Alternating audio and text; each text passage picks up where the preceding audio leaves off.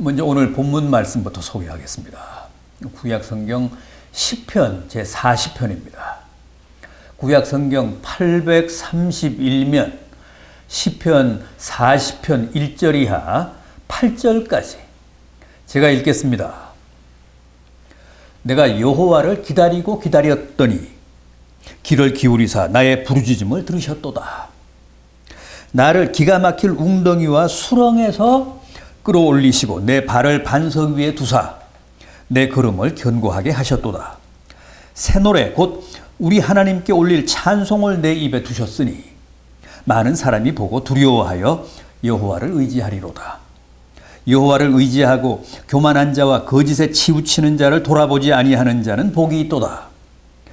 여호와 나의 하나님이여, 주께서 행하신 기적이 많고 우리를 향하신 주의 생각도 많아 누구도 주와 견줄 수가 없나이다. 내가 널리 알려 말하고자 하나 너무 많아 그 수를 셀 수도 없나이다. 주께서 내 귀를 통하여 내게 들려주시기를 제사와 예물을 기뻐하지 아니하시며 번제와 속죄제를 요구하지 아니하신다 하신지라.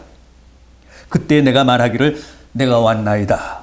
나를 가리켜 기록한 것이 두루마리 책에 있나이다. 나의 하나님이여, 내가 주의 뜻 행하기를 즐기오니 주의 법이 나의 심중에 있나이다 하였나이다. 아멘. 가을도 깊어가고 기온도 뚝 떨어졌는데 이태원 참사로 사람들의 마음이 더욱 얼어붙은 것 같습니다. 여러분들도 많이 힘드시죠? 모쪼록 성령께서 슬픔에 빠진 우리 국민들을 깊이 위로해 주시기를 간절히 바람하지 않습니다. 요즘은 누구나 세상 살기가 참 쉽지 않은 것 같습니다. 부디 더욱 기도하시며 자신을 지키시고 관리하시는 일에 최선을 다하시기를 바랍니다. 자, 그럼 이제 오늘의 말씀을 잠시 함께 생각해 보도록 하겠습니다. 이 시편 40편은 다윗의 시입니다. 주제가 뭡니까? 하나님이죠. 어떤 하나님이요? 당연히 그동안 자신이 믿고 체험한 하나님. 다윗이 그동안 찬양하며 기도하며 개인적으로 경험한 하나님을 고백한 내용입니다. 5절을 보십시오.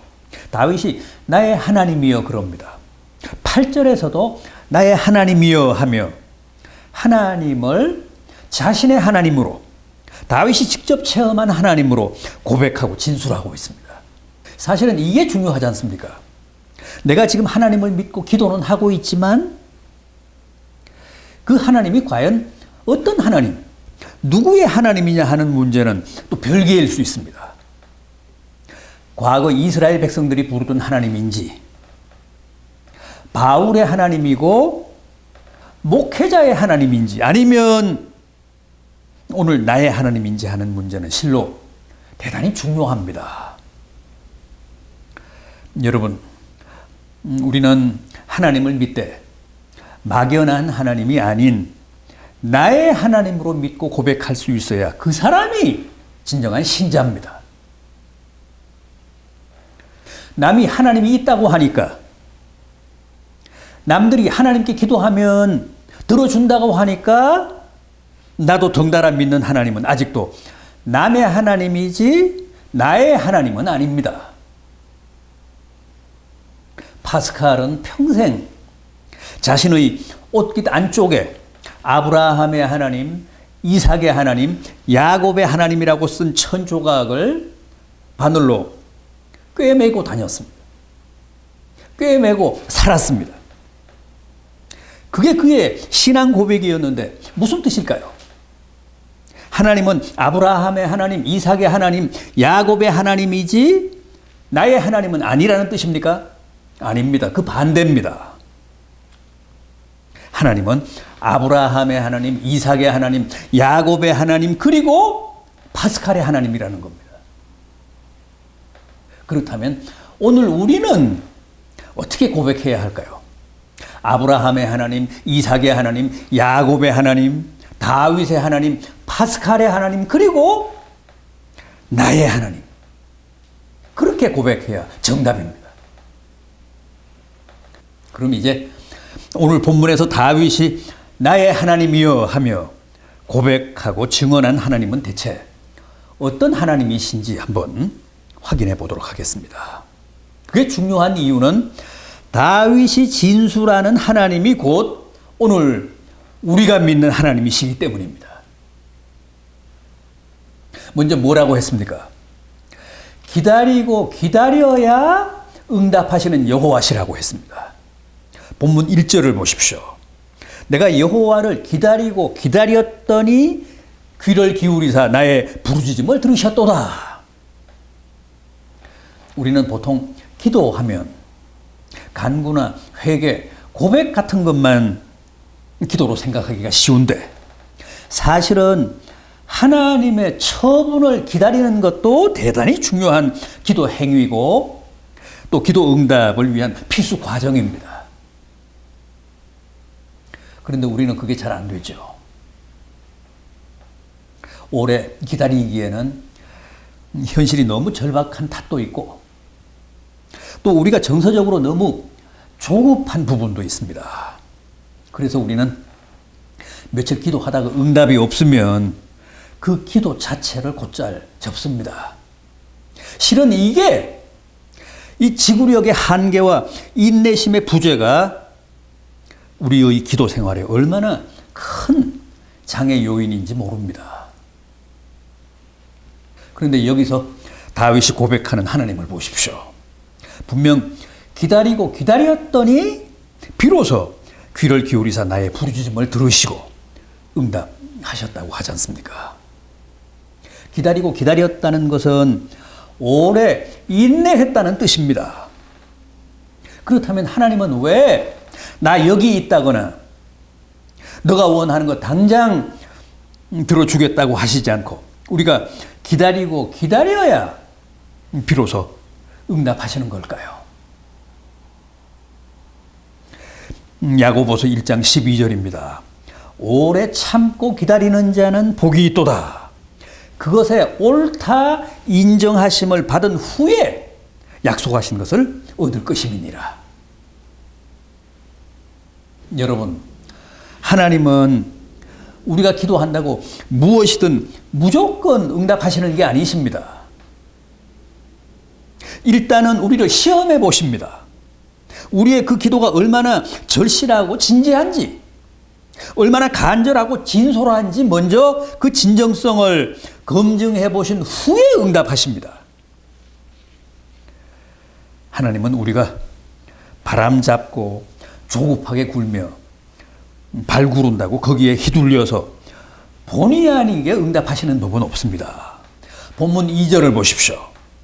지금 두 발이 기가 막힌 웅덩이와 깊은 수렁에 빠졌다고 합니다.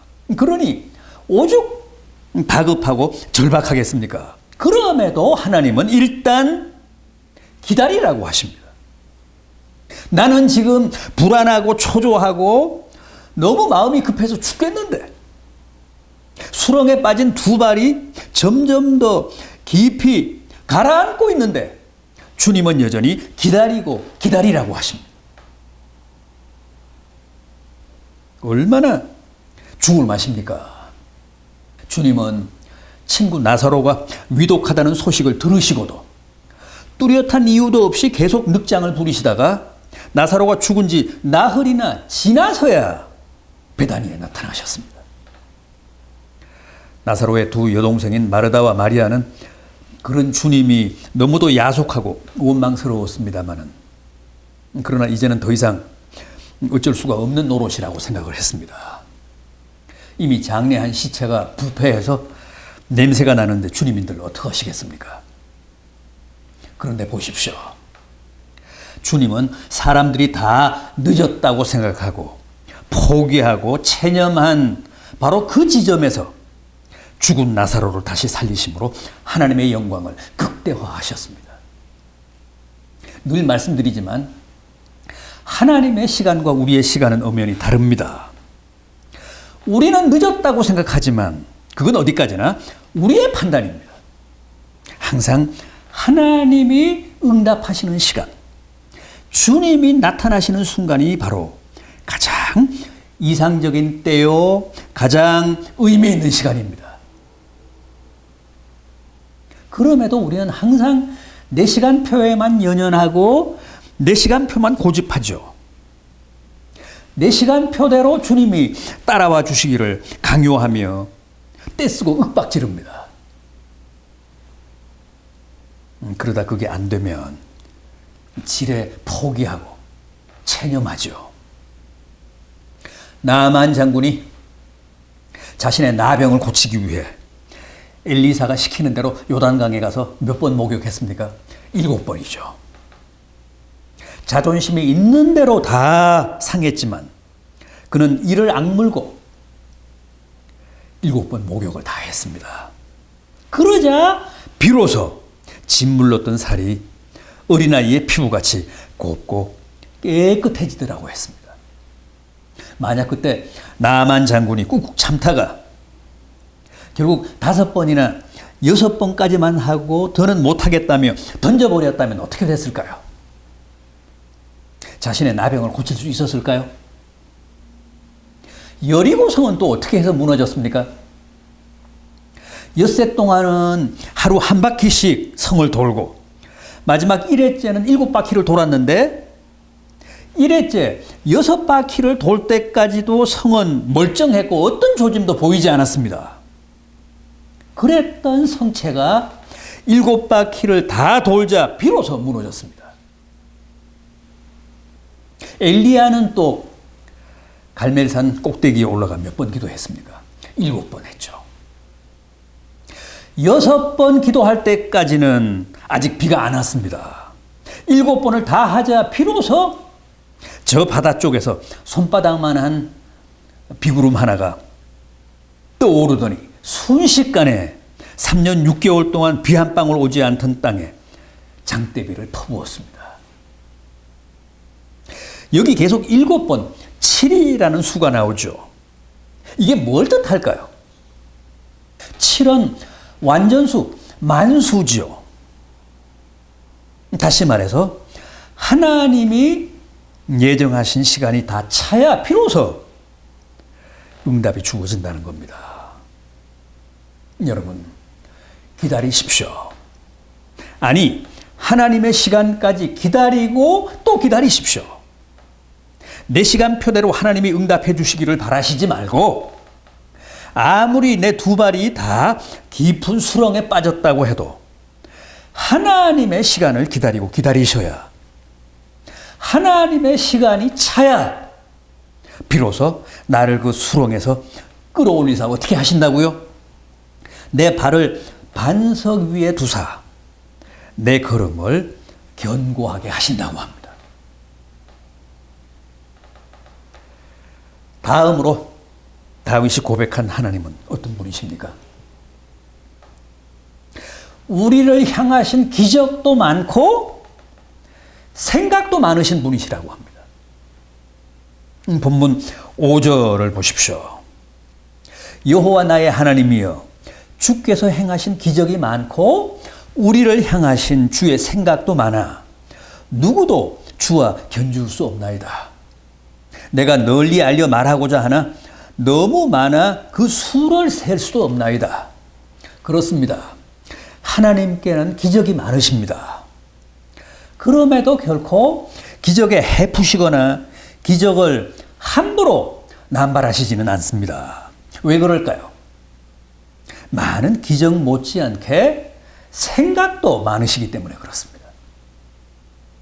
그래서 덮어놓고 기적을 행하시지 않고 먼저 깊이 숙고해 보십니다. 이 기적이 정말 우리에게 독이 아니라 약이 되고 저주가 아니라 축복이 될 것인가를 먼저 깊이 생각해 보신 후에 허락하십니다.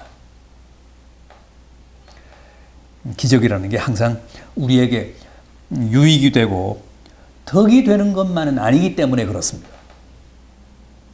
그래서 신중하십니다. 광야에서 마귀가 여러 차례 기적을 주문했지만 주님은 그 유혹을 다 물리치셨습니다. 돌로 떡을 만들어 보라. 성전 꼭대기에서 뛰어내려 보라. 그럼에도 그런 기적을 행하시지 못해서가 아니라 그게 결코 하나님께 영광이 되지 못한다고 판단하셨기 때문에 단호하게 거절하신 겁니다. 이사야 55장 8절은 하나님의 생각은 사람의 생각과 다르다고 했습니다. 하나님의 시간표와 우리의 시간표가 다르듯이 하나님의 생각과 우리의 생각은 서로 많이 다릅니다. 우리의 생각은 언제나 단순하고 경박하지만 하나님의 생각은 언제나 깊고 신중하고 오르십니다. 우리는 지금 꼭 기적이 필요하다고 생각하지만 하나님의 생각은 또 다를 수도 있습니다. 따라서 기적은 하나님이 판단하시고 전적으로 하나님이 주관하십니다. 하나님이 필요하시다고 생각하시면 주시고 아무리 우리가 생떼를 써도 하나님이 불필요하다고 판단하시면 절대 안 주십니다. 기적이 궁해서가 아니라 기적의 인색해서가 아니라 우리를 사랑하시고 우리에 대한 생각이 깊으셔서 그렇습니다. 사실 복음서를 보면 수많은 사람들이 주님을 통해 기적을 체험합니다. 오병이어로 배불리 먹은 사람들, 병고침을 받은 무수한 사람들, 귀신에게 노연한 사람들. 그러나 한번 생각해 보십시오. 그 사람들 중에 과연 끝까지 주님을 따른 사람이 몇이나 됐을까요? 없었습니다. 출애굽한 이스라엘 백성들도 광야에서 얼마나 많은 하나님의 기적을 체험했습니까? 그들의 삶에서 하나님의 기적 아닌 게 있었습니까? 만나와 메추라기를 먹었고 반석에서 터져나온 생수를 마셨고 갈라진 홍해를 건넜고 불기둥, 구름기둥의 인도를 받았습니다.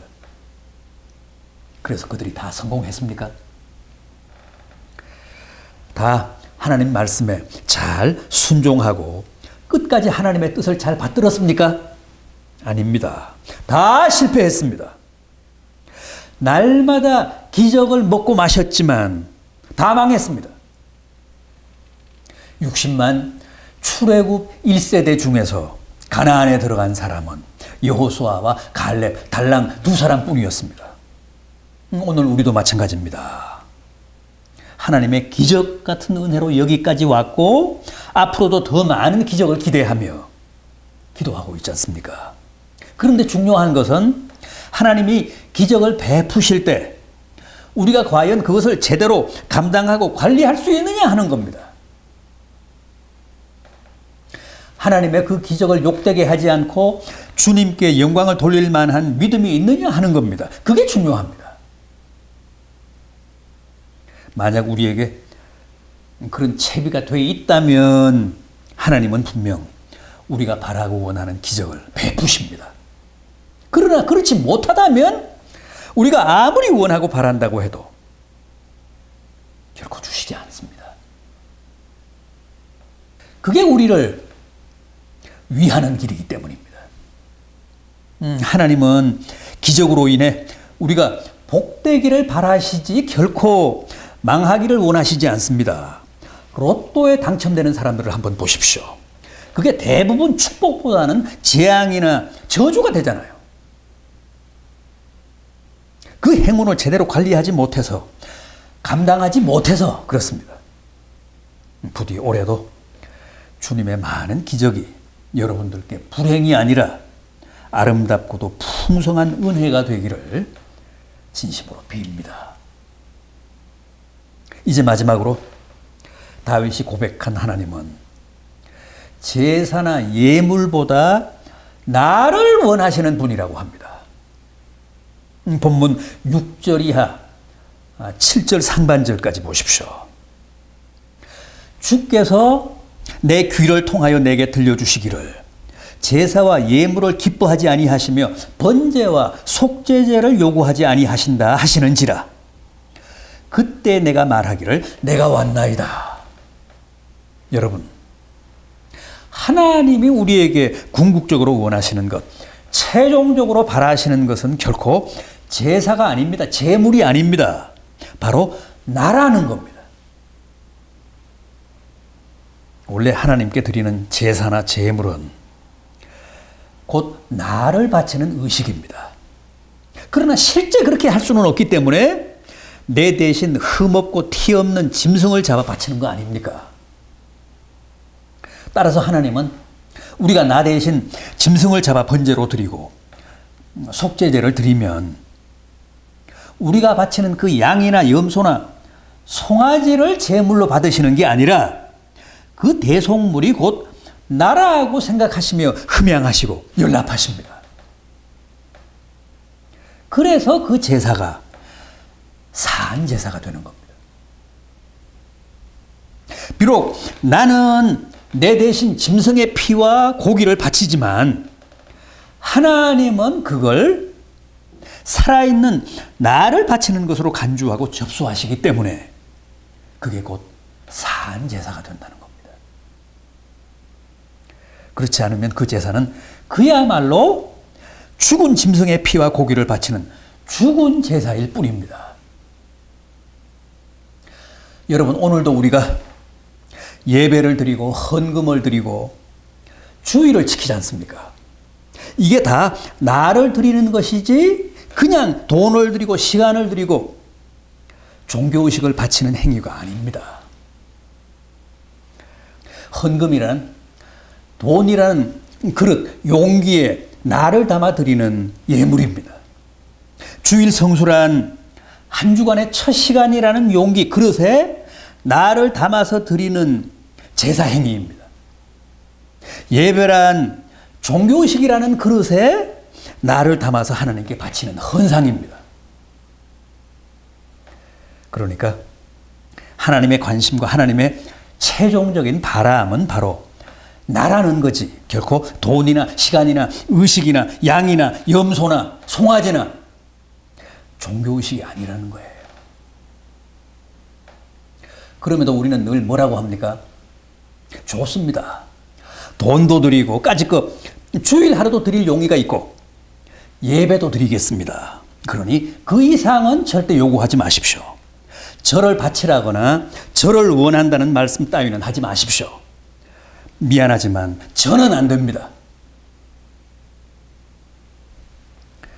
여러분, 그건 예배도 아니고 헌상도 아닙니다.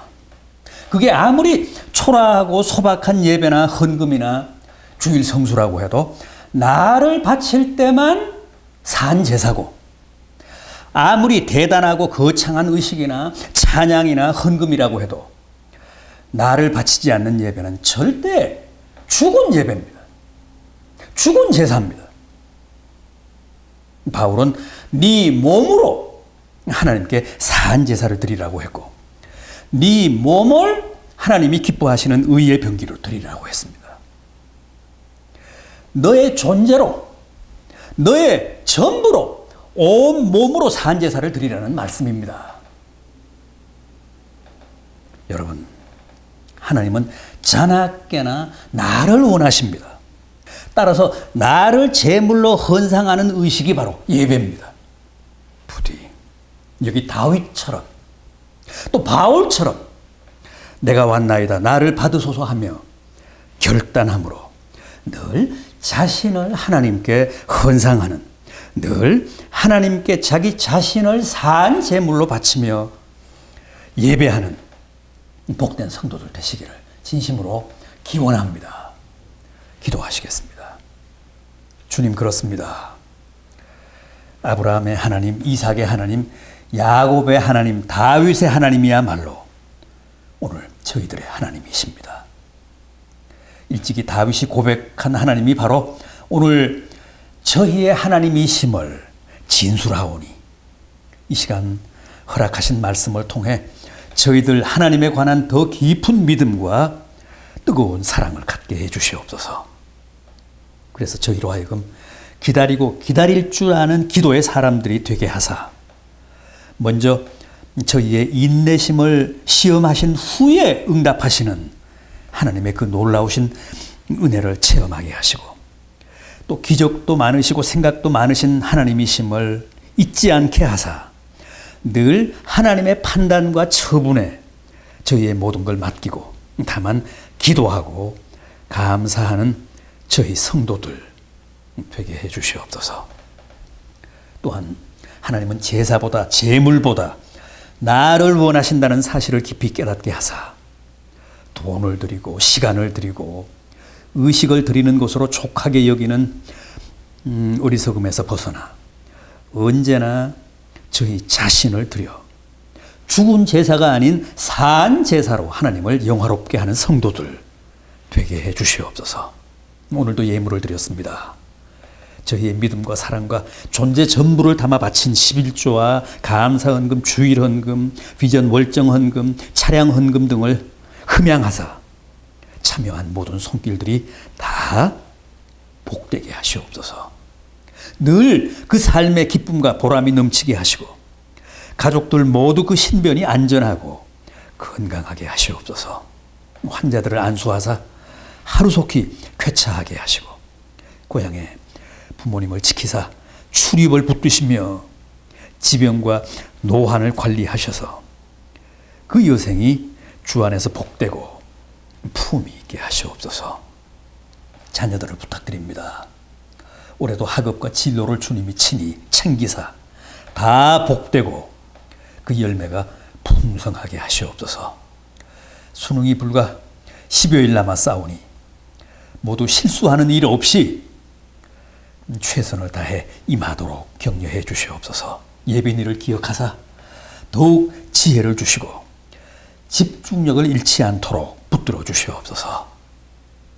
사회생활하는 자녀들 또 해외에 나가 있는 자녀들도 늘 그 중심에 주님을 모시고 세상을 이기며 또 자신을 이길 수 있도록 성령으로 역사해 주시옵소서. 이런저런 계획을 세우고 준비하고 있는 자녀들의 만사도 합력하여 선을 이루게 해 주시옵소서. 주님, 올해도 저희 자녀들을 통해 기쁨과 영광을 누리시며 이 땅에 하나님의 나라를 두 확장하시옵소서. 가장들을 축복하사 믿음으로 살게 하시고 기도하며 더욱 말씀을 가까이 하며 사는 이 시대의 참된 의인들 되게 해 주시옵소서. 각종 암으로부터 각종 성인병으로부터 지키사 주 안에서 늘 강건하게 해 주시옵소서. 주부들에게 기도의 은사를 부어주사 기도 쉬는 죄 범하지 않게 하시고 사랑의 은사로 충만케 하사 가족들 이웃들을 더 많이 용서하며 사는 주의 신실한 여종들 되게 해 주시옵소서. 생업을 축복하사 이 힘들고 어려운 때 일용할 양식에 애로가 없게 하시고 주의 가정 모든 필요를 주님이 친히 공급하사 늘 자족하며 감사하는 가정들 되게 해 주시옵소서.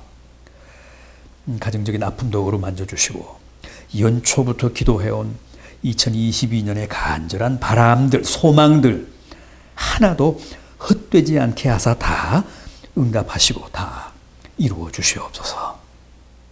주님, 이태원 참사로 지금 이 나라가 온통 슬픔에 빠졌습니다. 유족들은 물론 충격에서 헤어나지 못하는 시민들, 국민들을 위로하시고 주님의 따뜻한 손길로 그들의 마음을 어루만지사 아픔을 치유해 주시고 우리 사회의 깊은 고통을 긍휼히 여겨 주시옵소서. 오늘도 이 땅에 주님의 따뜻한 사랑의 빛을 비춰주사 저희가 서로를 위로하며 격려하며 용서하며 더불어 살아가게 해 주시옵소서. 예수 그리스도의 이름으로 간절히 기도하옵나이다. 아멘.